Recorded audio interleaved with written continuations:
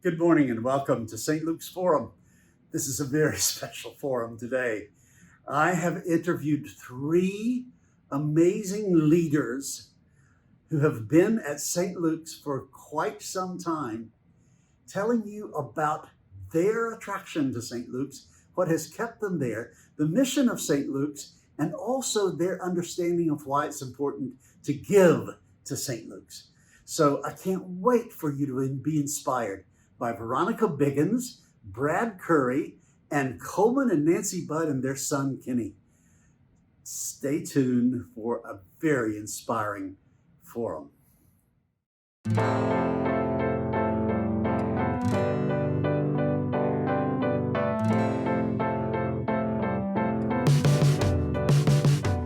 Brad Currey, thank you very much for spending some time with me. I really appreciate this. I'm delighted to do that. Oh, God bless you. You are so important to me. You are so important to St. Luke's. And everybody wants us to get on the video your story. So how did you come to St. Luke's Church downtown Atlanta, like you say? Because Sally picked St. Luke's.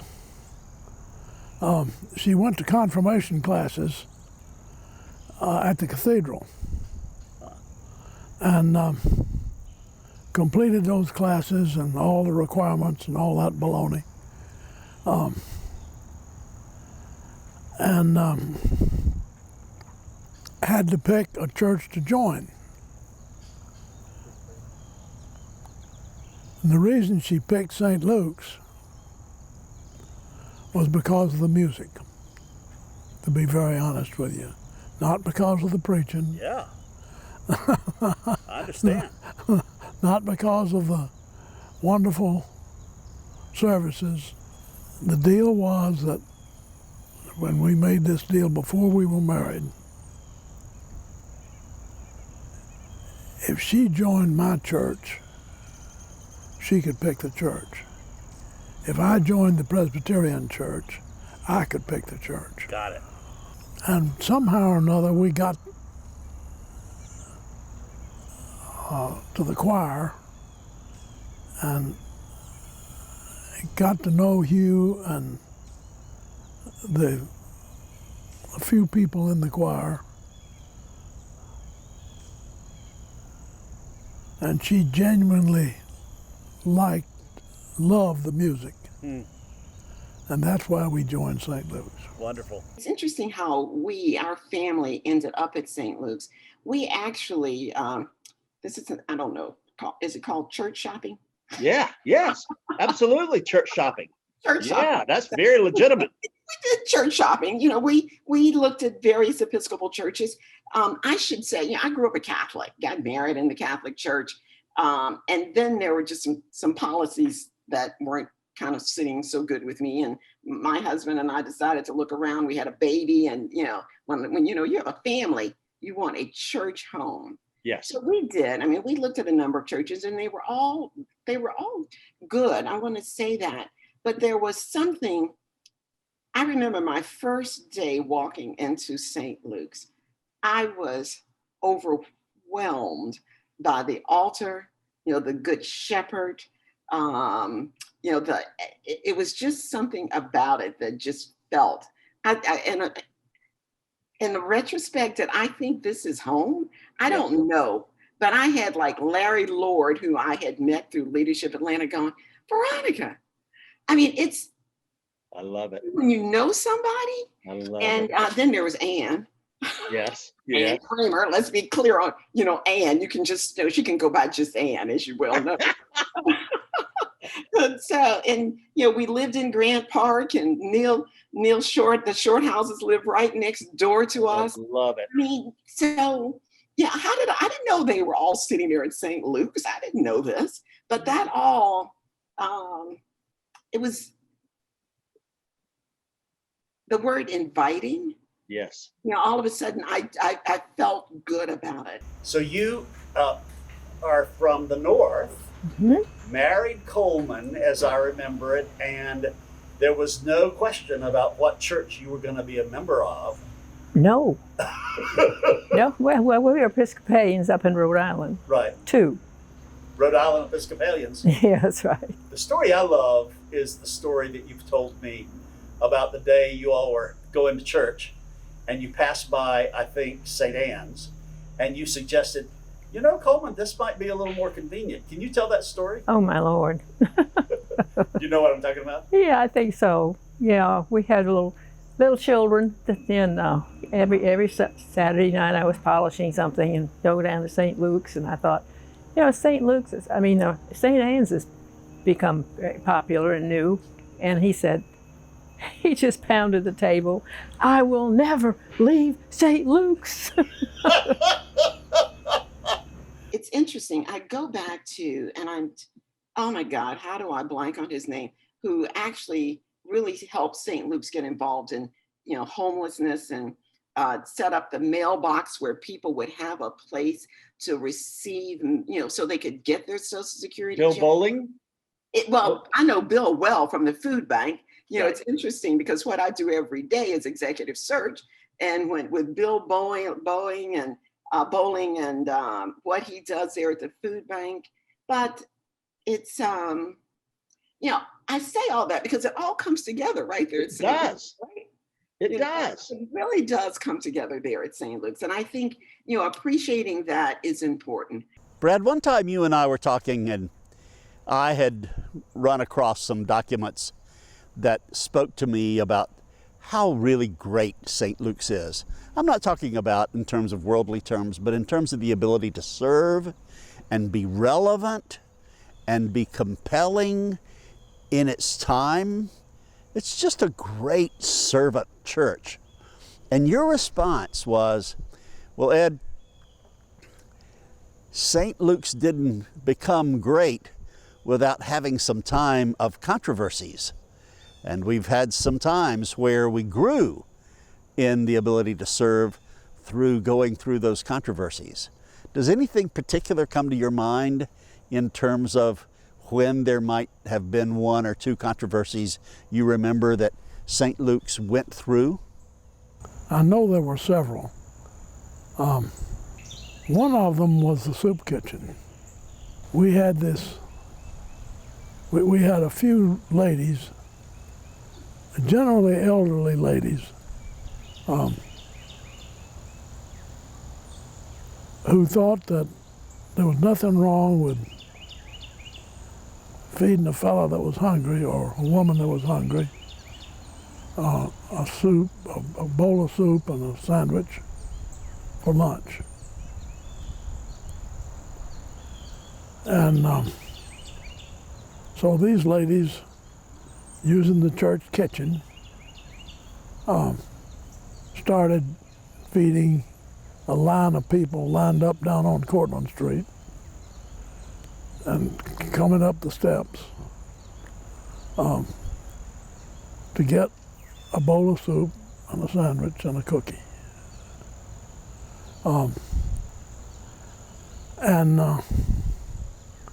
There were some people that thought that was a bad idea, but these women were the pillars of the church, you might say. And I don't remember the names of any of them, but those were some strong women. And nobody was going to argue with them. The reaction within the church, let's just say, was mixed.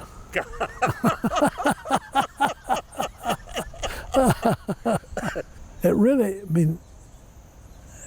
it worked. Yeah. And grew. And grew. And now has become an Atlanta central institution. It's an institution, yeah. Really impressive. And a lot came out of that. Yeah. Not just a sense of doing something that was a good idea, but a sense of mission. Deep sense of mission. And I would argue, after now my second a tour of duty at St. Luke's, that's in the DNA of St. Luke's, is to look and see what the need is. What is the mission? And then going for it and going through the controversial reluctance or resistance. That seems to be kind of the heart and the pattern Yep. of life at St. Luke's. Yep. You know, this year we're thinking about how big love makes a way through any kind of resistance. And we're living in this pandemic, and my goodness, the conditions are quite challenging every day.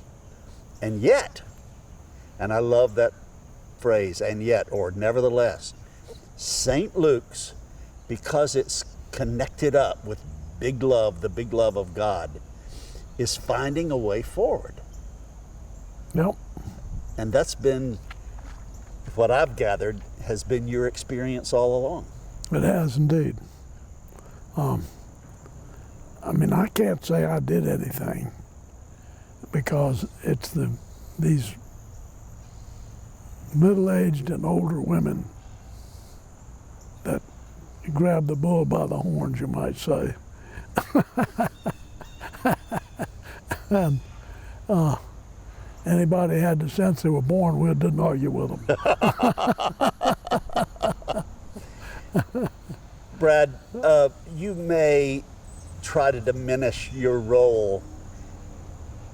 Nevertheless, you've played a very important role in the leadership of St. Luke's, always moving us forward.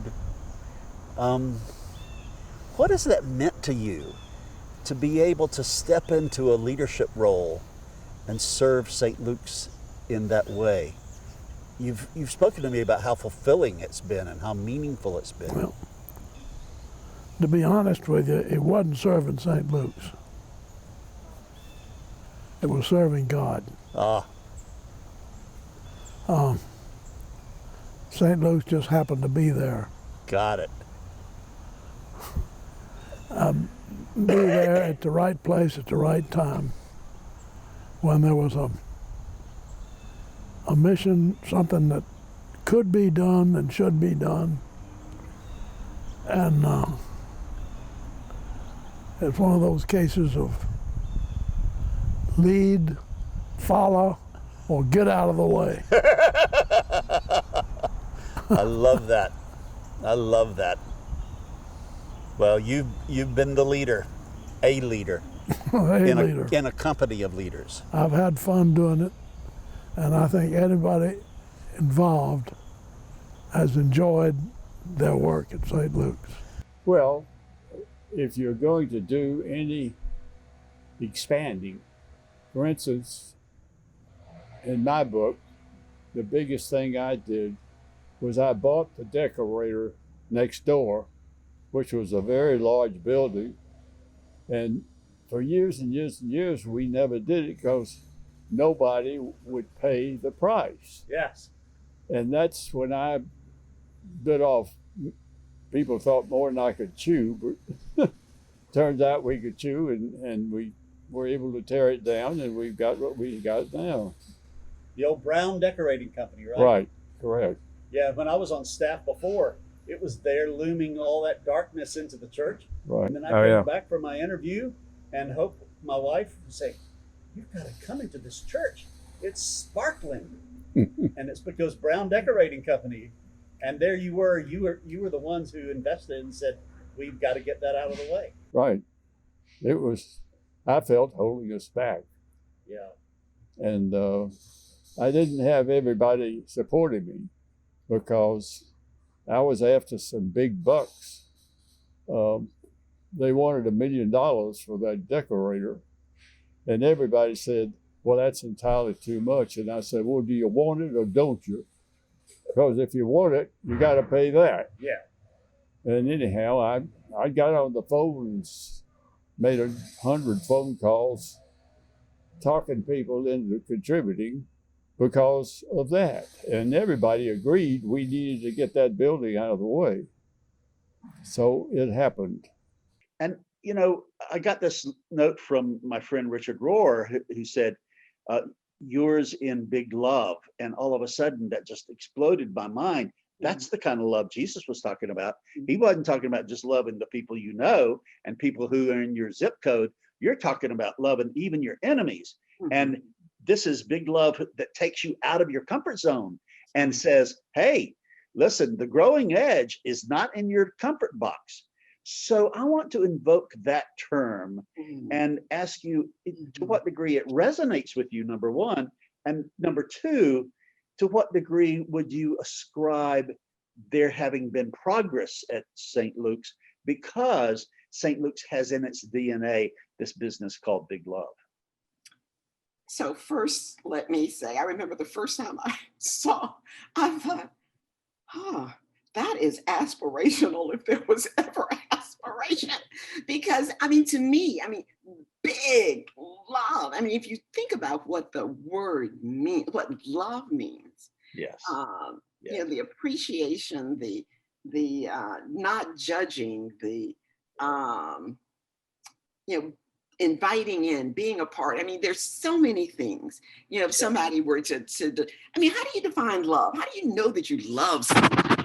I mean, what happens? What is the chemistry, you know, that occurs that, you know, that gets you there? So Ed, when I first saw it, I thought, oh, let's see what happens with this. But look at it. I mean, so really, and I think my personal opinion, I think I hear the term now. I mean, you know, it's like, yeah, oh, so people are really talking about it. And I think that is important. I think it's important not only for adults, but when you think about the young people in our church and outside of our church, if they get the concept of the change that can bring about in their thinking, not just in the church, but in the world in general. Amen. Yeah. Glory. You're on to it. Well, you know, I think it's been at the heart of St. Luke's from the beginning. I was trained and ordained there, I think just before you arrived. And so to what would you ascribe to big love, the power that got you and your family and you and your work as the strategic designer and any other and working with AIDS and getting through that? Would you say that big love was active in those moments? You know, retrospect, yes. At the moment, I guess I wouldn't have said that, right?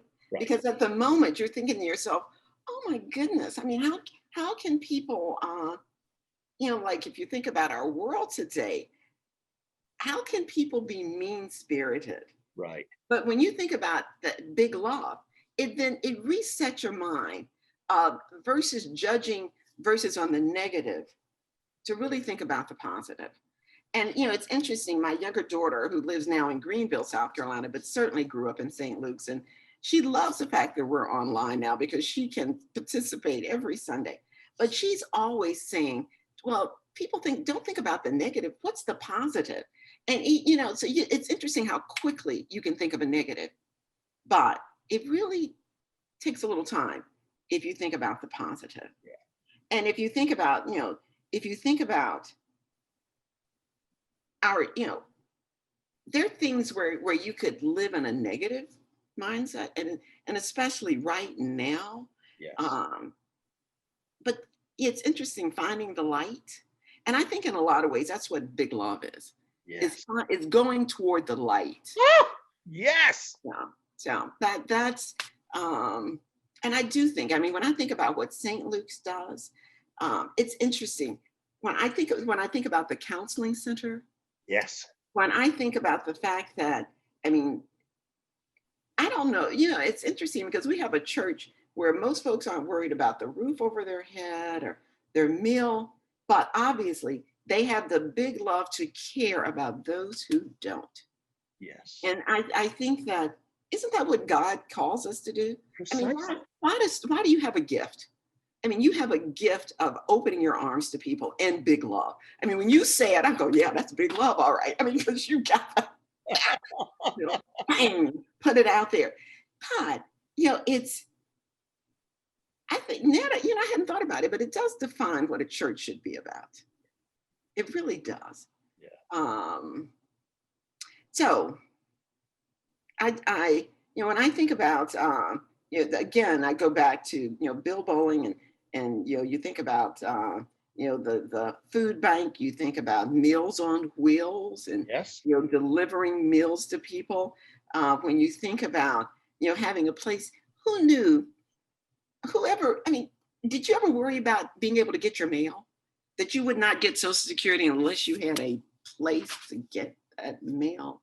Or how about voting? If you don't have an address, all those kinds of things that we as a church think about. Right. I think, when you think about the inclusiveness of the whole concept of Big Love, and which leads me to think about, I think I went through a time where, I drop a check every now and then. It wasn't on my top priority, but then Melba got a hold of me one day. I want to give her full credit to say, you need to do better. I was like, Yeah. that was a pain point. I give her full credit.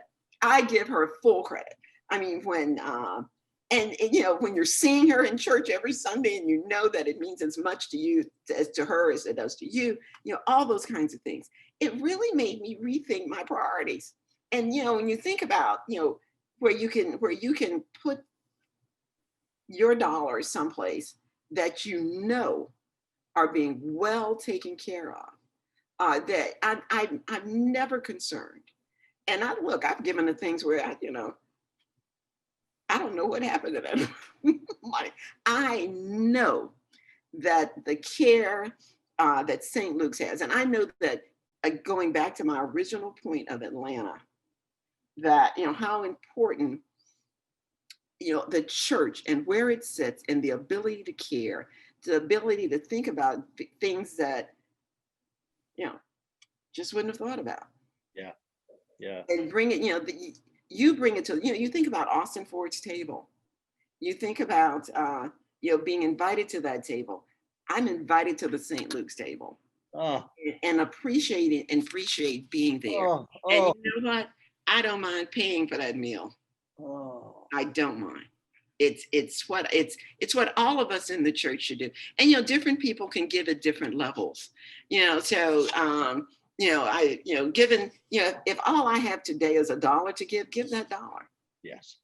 I was always believed that it would be a good idea to give to St. Luke's, and of course, with starting out, small family, not much money, that's not an excuse, but it was something that we had to budget like anything else.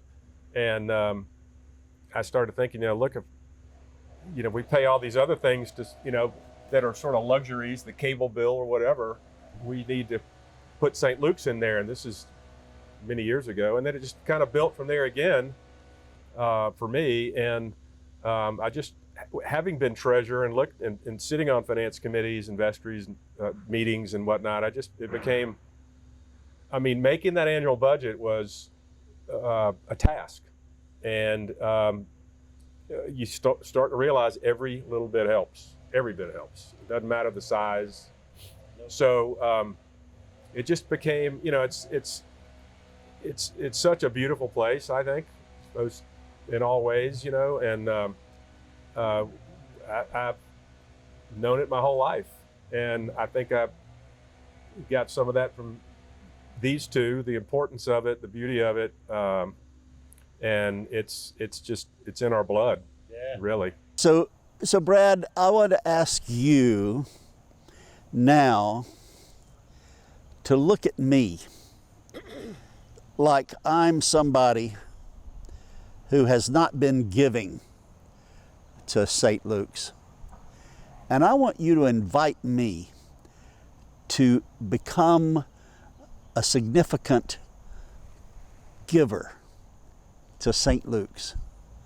I want you to make the case for me to fill out a pledge card that is a generous investment at St. Luke's, what would you say to me?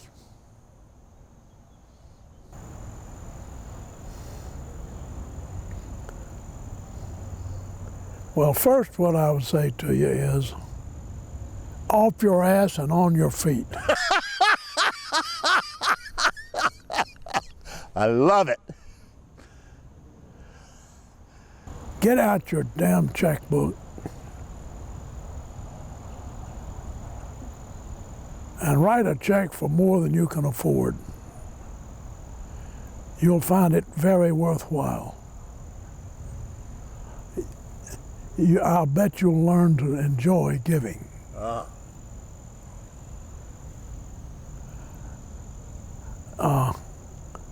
Giving frees you up.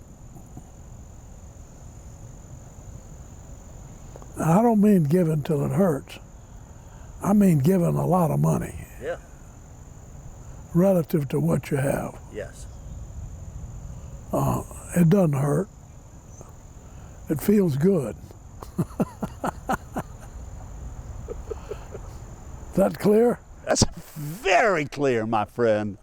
It couldn't be clearer. I love it. What I take from St. Luke's probably in no way equals what I get back. What I'm able to give, what I give to St. Luke's. Yeah. I'm not saying, I'm not, whatever. You got my point. I get your point, and it's a beautiful point. It's an inspiring point, and I love the fact that you've invoked Melba and her saying, "Now you can do better, Veronica." I'm telling you. So I Seriously. want you now to channel Melba, and you just look into those people's eyes who are watching this, and I want you in your way to say and to invite them to give. Big love giving, big love finds a way to be at this table of service. So it's your turn now to channel Melba. We all have a responsibility. And we attend St. Luke's for a reason. It's in the middle of the city of Atlanta. We have a responsibility when we think about our parishioners and some who have needs that some of us don't, that it is our responsibility to reach deep, to give what we can give. Each and every person has a different level and a different way of expressing. But I do think, what do they say? Time, talent, and treasure. Church requires all three. You got to do all three. You need the time, you need to give your treasury, and you need to make sure that you are present and volunteering and doing kinds of things. But when you think about what it takes to keep a church going, I think right now, just given everything, I look at the fact that I can on Sunday attend church. That takes time. That takes a lot to bring to us. When I think about the fact that the world now, if you look at the messages that come through on FaceTime and Facebook, et cetera, the world is attending St. Luke's. Now is our time to step up. Make it the best place ever. Give, give, give. I do hope you were as inspired by those wonderful members of St. Luke's as I am. They're so clear about how good it feels to give. I feel good about being here, about being a pledging member with my wife. And we engage you, we invite you to invest your money and giving in this amazing mission of being God's presence. Downtown Atlanta on Peachtree Street. Give. Big love, give. Goodbye.